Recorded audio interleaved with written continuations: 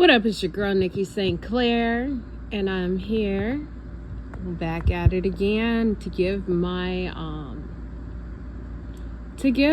response to Mr. and Mrs. Lawson's divorce. All good things come to an end. I really feel like, I don't know for sure, okay? I can just go on my opinion.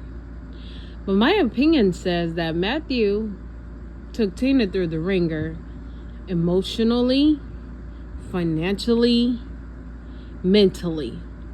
So she was truly exhausted. But, she had a loving support team. I know that her daughters love her very much. And they did not allow her to forget that she is the bad bee. She is the muscle. I feel like Matthew and her made a great team because he was financials and she was the aesthetics. She was, the director.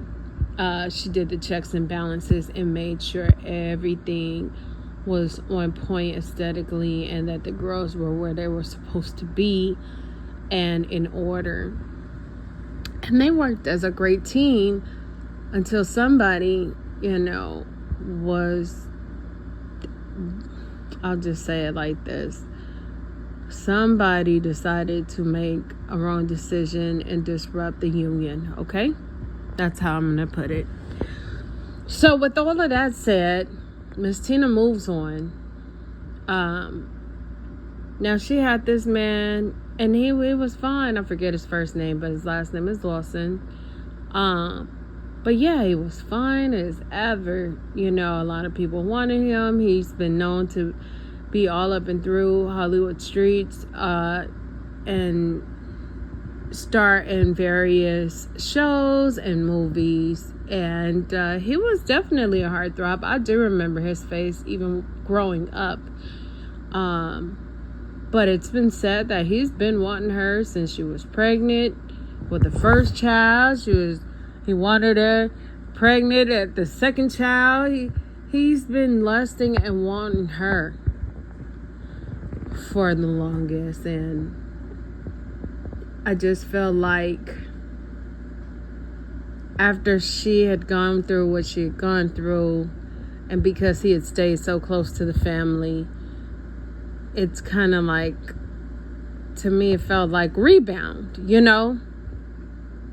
And I'm kind of siding with him because, first of all, let's just keep it a buck. She wasn't even available for him to begin with, okay? And let's just say Matthew was the man. He was making the moves and doing things, and he was what I would call or view as an alpha male, and maybe she saw some things in him, or she honored Matthew enough to not want to leave, even though he was breaking her heart.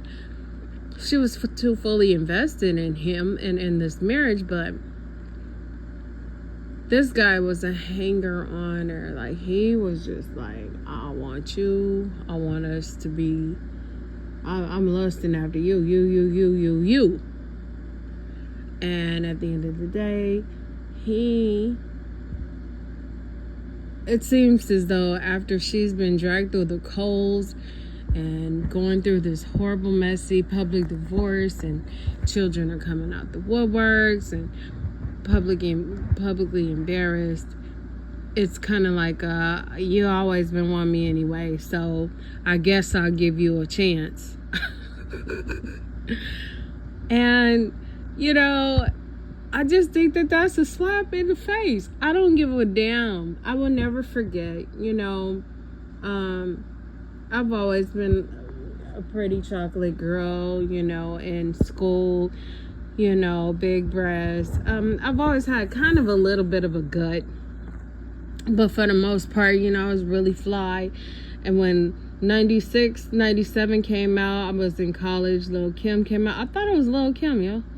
I mean, like, I wore all the flyers, the fashions, living hood rich, I had my Gucci, I had my Versace, Polo, Sport, Dada, Perry Ellis, you name it, I had it.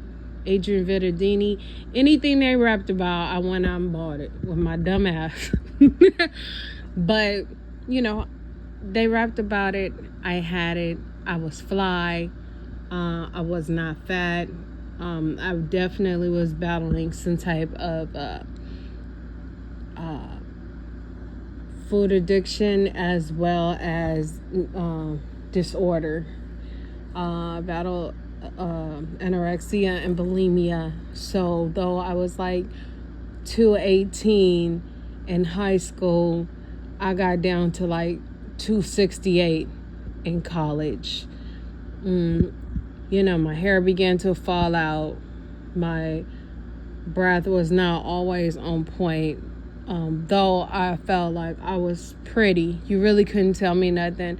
I could finally fit clothes, that I normally could not fit. I had started wearing makeup, silver lipstick, and liquid eyeliner, cat eyeliner. I got my hair done. I wore weaves. Everything that you saw the girls on BET Rock, I had it. I wore MAC makeup. I was just too fly, even though I didn't even address the eating disorders that I was battling. I was getting attention left and right, you guys.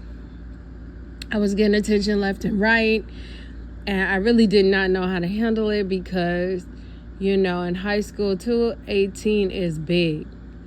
Now, I wasn't really a big bone girl, like with a big old huge booty, and, I had breasts, but my butt was, and still is, flat, and I didn't really have curves with that weight. But when I dropped the weight, I ended up having a nice shape. My waist was tiny. My breasts were big and sitting up and perky. I didn't have much of a gut. And because my waist was small and I had hips, I really didn't need a big, juicy basketball booty because it all just kind of went together in some way. And I got so much attention. I was overwhelmed by every race. I went out with all different races, and I had the time of my life. And I had people that really, really wanted me when I was at the height of my popularity. But I was engaged. It didn't work out. I started using marijuana, and being lethargic and not really going to class or not really up on my studies. I had broken up with the person I was engaged to, and the money started to dwindle down, and I got depressed, and I began to gain weight.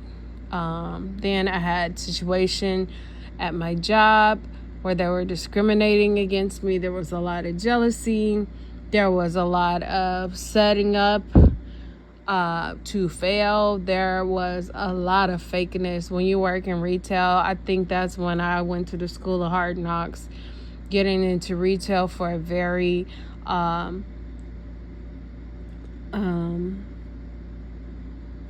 highly looked at department store.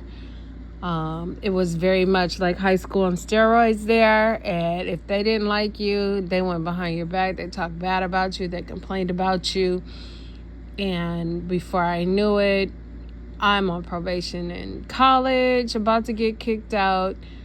My boss is being racist towards me and trying to set me up for failure. My sales were through the roof. She took me off, made me do stock in the back, and made my sales fall, my numbers fall. Just a lot of things started to happen and take place, and it took a toll on my young mind, okay?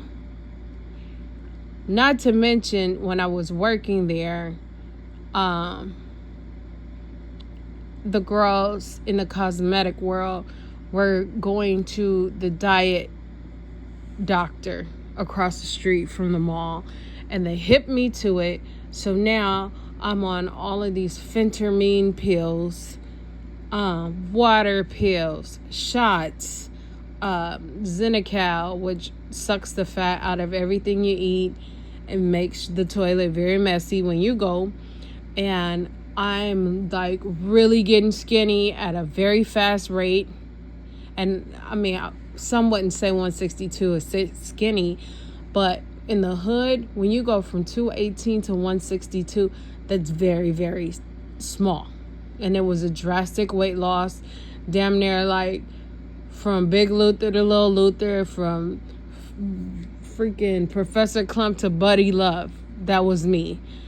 And but when the money began to run out, I went through all of this stuff with the department store and management. I ended up being taken out on disability. I literally had a breakdown and a burnout. And now I'm on antidepressants. Now I'm on I'm on meds to help me sleep, meds to help me not cry, I'm like really, really going through a whirlwind. And it was just a nightmare. I went through it. And not to mention, I stopped being able to afford these diet meds that I was spending $30, $40 a week on. And anybody who has been in that world knows that once you stop taking those diet pills, your ass will blow up double. So what ended up happening was, now instead of 176, I crept up to 202, 205, 208, 212, 216, 220, 238, 242. Okay? Then boom, I'm 255. I'm 255 pounds. I am sad. I'm crying every day. My man done left me. The money's gone. I can't think about a Versace, a Gucci, a Dolce & Gabbana, a nothing. By this time, that shit is like a year and a half old. You cannot, when you wear the fashions with the girls, you cannot pull out last season's, 2 seasons ago, clothes, merchandise, and bust it. It just did not work like that. It didn't work like that. And I was the one that, went from Guess jeans to DKNY jeans, DKNY Air Max tennis shoes. And now I'm embarrassed because I'm fat. I can't fit none of that shit. Even if I could fit it, I can't afford to buy the newest things that are out. I have all of these trucker hats. I done spent Ed Hardy, Von Dutch, spent hundreds of dollars on per piece. You can't bust those either. And I found myself going through a hard time. And before I knew it, I was hiding. And I didn't want to put no makeup on. I did not want to be seen. And I went through a very dark depression, you guys. And I want to say there was this guy, he had a slightly checkered past. He was affiliated with gangs. And I would never give that Negro the time of day. I felt like he was a kid. I felt like he was not that attractive. Here I am. I felt like I was up here. For goodness sakes, I'm being casted as extras in certain videos. I'm really just thinking I'm just high and mighty. But I did remember that he knew me. when I was high and mighty, he lusted after me. Stay with me because I'm bringing it all full circle. He wanted to take me out. He wanted to, he took me to Macy's, and I think I wanted like a Nautica beanie. And I came up like $8 short, and he gave me the $8. And then he makes this big break to take me, I think, to Chili's.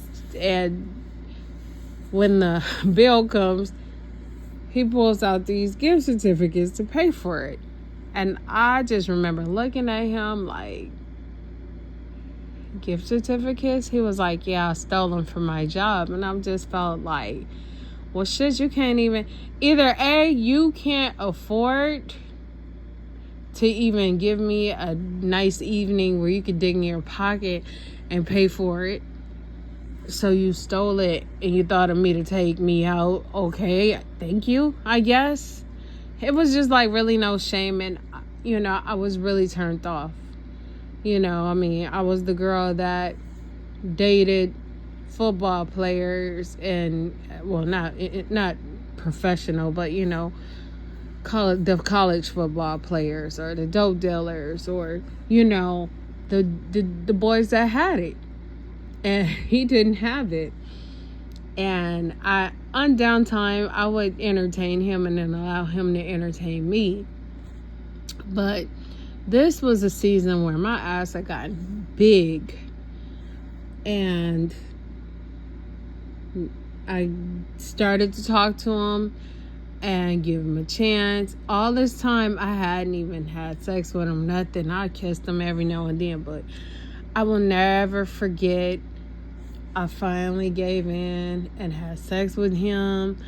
And he was messing with me, but he really wasn't messing with me like that. Like he was. The energy was different.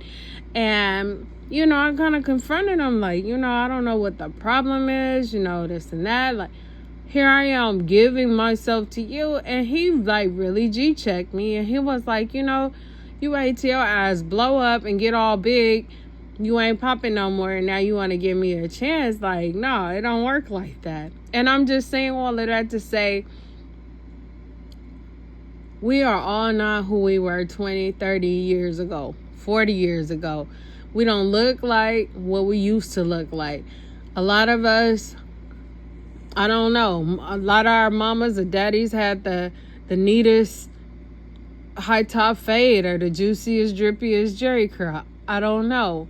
And our skin was beautiful and our clothes, we could wear certain things in certain dresses and higher heels, and we presented well back then. But 20, 30 years later, you ain't what you used to be. You've depreciated, okay? The value ain't the same.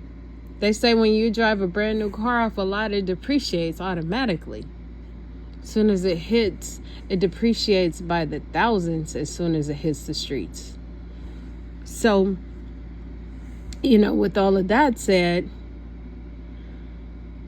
I had depreciated. And to be on Mr. Lawson's side,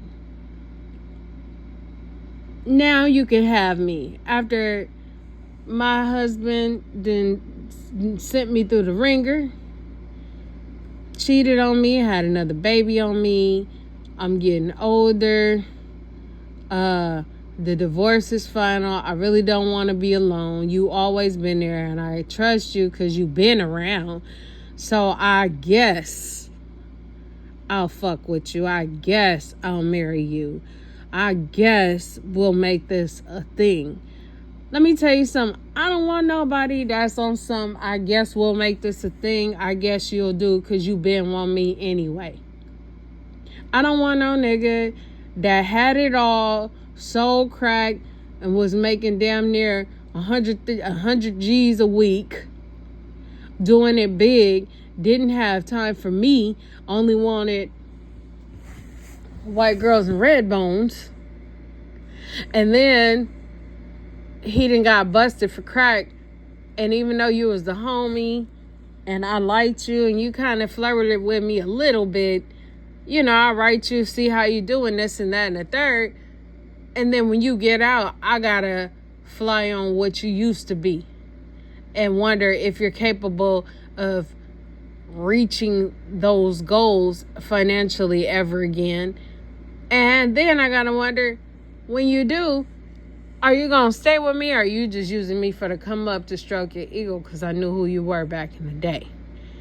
You know what I'm saying? Like, you don't want nobody that I used to be this and you remember when I was that, so I guess I'll be with you. You can kick it to continue to stroke my ego, and you can come around my family because I trust you because you've been around. You know what it is. I think that, to me, that is very unfair. I felt like she did not respect him. I felt like maybe he really was not an alpha male. He did not carry the same energy as Matthew. I want to say Matthew was not as attractive as Mr. Lawson, but he had that swag, y'all. Let me tell you something. I have an ex, fine as fuck, okay? There is a man at my job that looks like he could be his brother. Same body type, same complexion, everything. Just slightly off, but they both are fine. But my ex, he had machismo. You know what I'm saying? He had the balls. He had the swag. He had the lingo. His mind was different. His conversation, he was witty. He was funny, and he was like on it. Whereas this guy, I watch him. He's kind of goofy. He's kind of friendly. He's just like, doo-doo-doo. And I'm like, oh, hell no. Like, he would be a great rebound if he has to, a little bit more swag about him. But because he's just like, doo-doo-doo, I look at my ex as the alpha and him as the beta version. And I'm just like, oh no, I just couldn't do it. And to me, I feel like Tina got with a beta male who she trusted, who she felt like, I can control. This is something that I can control. Before, I already let a man control me. I let him have full access to everything, and he fucked me. So this time, I'm going to get with someone that looks better, and I have the upper hand because I can't let another nigga ever run me through the hot coals like Matthew did. And she got with this man. She publicly humiliated him. He was very quiet. I didn't really see him get too many gigs being with her. He was definitely a Stedman to her Oprah. And, at the end of the day, they just did not work out. There's speculation that he may have had something to do with the burglarization of her home, because investigators are saying whoever it is, it was an inside job. They knew when and where to go, all the above. I don't know. That gets muddy, so I won't go there. But at the end of the day, I will say that it has come to an end. And it didn't start... It didn't start off on good terms anyway. She already has somebody. She really wasn't feeling him. And now it's just like, all right, you're getting on my nerves. That's what I pick up. I felt like she was annoyed by him. Yeah, he's there, but he's just kind of in the way. She was just probably used to a man just... She was used to what she was used to, okay? And then she gets him, and he finally gets her. He probably didn't even know what to do with her. He's like, I finally got her after all these years. Sure, she ain't what she used to be. The old Grand Mary ain't what she used to be.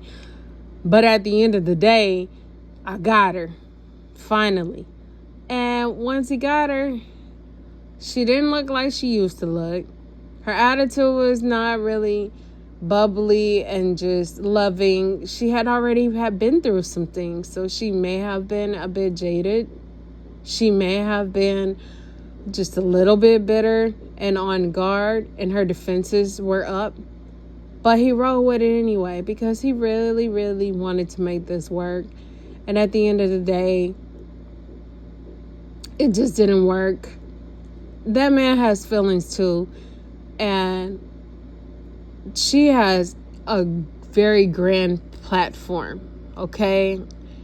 So she made him look like I don't know what to the world, okay? But at the end of the day, I hope that he's able to recover. I hope he's able to get his whole life together. And you know what? If he really wanted to, if he really wanted to be petty, he could go get his whole life together and get him a white woman. And just go and be, because he ain't really broke. And just go and live his life quietly. And that would be the ultimate smack in the face to a black woman. If he really wanted to be petty. But, at the end of the day, it just didn't work out. And my whole thing is just watch who you're lusting after, because you can put yourself in a position to be a rebound. And that person is not going to give you the same energy. They don't have the same money. They don't have the same looks as they did when you first saw them. And when you stick around, you're just going to get the remnants of the person that you once were excited about. And you put yourself in a position to be played. So, Mr. Lawson, you played yourself. Okay? You played yourself. And I want to warn everybody else, do not play yourself. The guy that I was dating that ended up telling me about my ass, all I could do was laugh because he was right. I never really liked him. I was never really attracted to him. He ran me down, pop up to my house, wanted to take me out for my birthday, always remembered this, that, and the third. And when I finally gave in to him, he wasn't giving me the rhythm that I felt like I deserved. And when I confronted him about him, he let me know, like, bitch, you ain't what you used to be. You wait till you blow up. You wait till you ain't even popping no more to give me some rhythm. And no, I'm not feeling this. I ain't got what I had for you.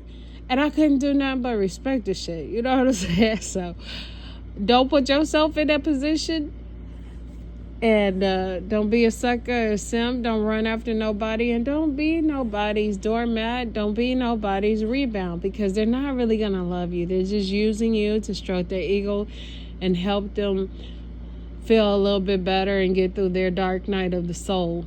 But as soon as they get back on their feet, they're going to be looking to date on the level that they used to date. And if you ain't it, then you're going to be out. Okay? So anyways, I'm Nikki St. Clair. Like, comment, share, subscribe if you want to. I don't care. You guys can take clips of this. I can repost it. I do not care. But it needs to get out there because Mr. Lawson was dealt a crooked deal, okay? And I know she's Beyonce's mother, and Beyonce is the queen. But let's just keep it a buck. It just wasn't right, and he played himself with that one. So anyways, take care, and I'll talk to you later. Peace.